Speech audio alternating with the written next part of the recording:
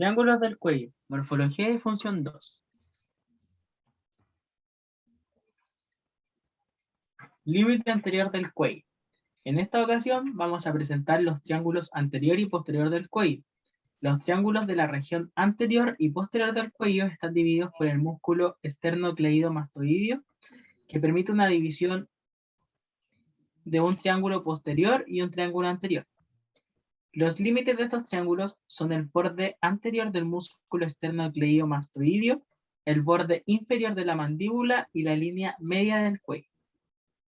El triángulo anterior está limitado por el vientre superior del omoideo en un triángulo carotídeo, un triángulo digástrico, un triángulo submentoniano y un triángulo muscular.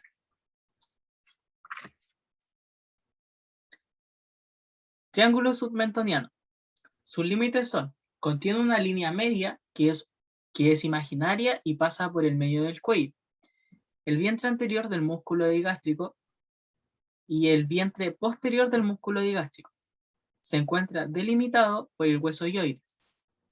Su piso está formado por el músculo miloioideo y contiene las venas yugulares anteriores y los ganglios submentonianos.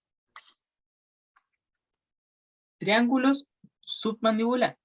Se encuentra limitado por el borde inferior de la mandíbula, por el vientre anterior del músculo digástrico y por el vientre posterior del músculo digástrico. Su piso lo forma el músculo miloioideo, el músculo hipogloso y el músculo constrictor de la faringe. Su contenido consta de la glándula submandibular, arteria y vena facial, nervio hipogloso, nervio miloioideo y los ganglios submandibulares. Ya, los triángulos cervicales se van a subdividir y dentro de esas subdivisiones vamos a encontrar el triángulo muscular y el triángulo carotídeo. Como se puede apreciar en la imagen, el triángulo muscular está en color azul y el triángulo carotídeo está en color verde.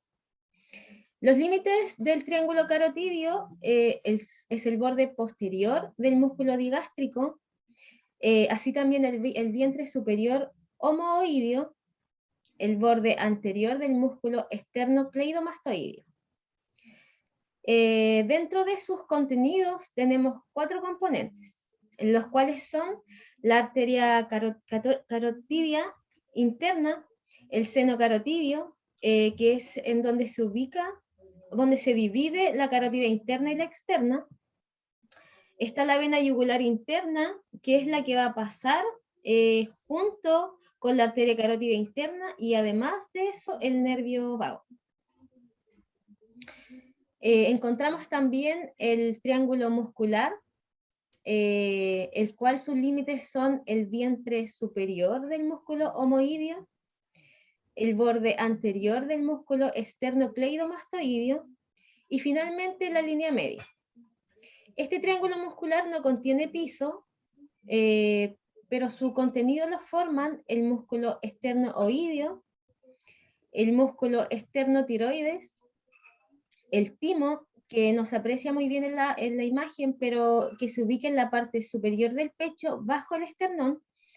De esta manera también está la glándula tiroides, las glándulas paratiroides, la tráquea y finalmente el esófago, el cual se encuentra detrás de la tráquea, frente a la columna vertebral. Límite posterior del cuello. El triángulo posterior está limitado por el borde anterior del trapecio en el borde superior de la clavícula y el borde posterior del músculo esternocleidomastoideo.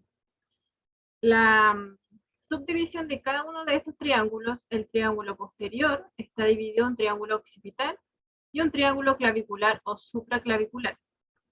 Va a estar limitado por el músculo omoioideo. Aquí encontramos el triángulo occipital u homotrapecial. Como ven en la imagen, en lo azul, es el triángulo occipital. Este pertenece al triángulo posterior.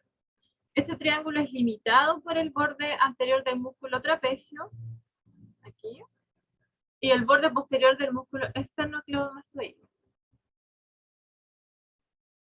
También el vientre posterior del músculo omohioide y su contenido es la parte de la vena yugular externa, ramo posterior del plexo cervical, el nervio accesorio, tronco del plexo braquial, arteria cervical transversa y ganglio cervical.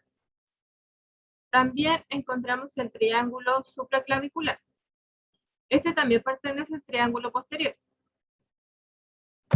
Al triángulo posterior.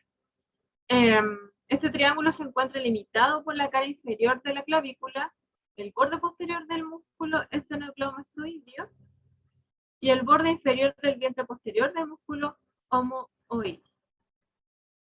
El contenido de este triángulo es la arteria subclavia de la tercera porción, de la parte de la vena subclavia, arteria escapular y ganglios linfáticos supraclaviculares.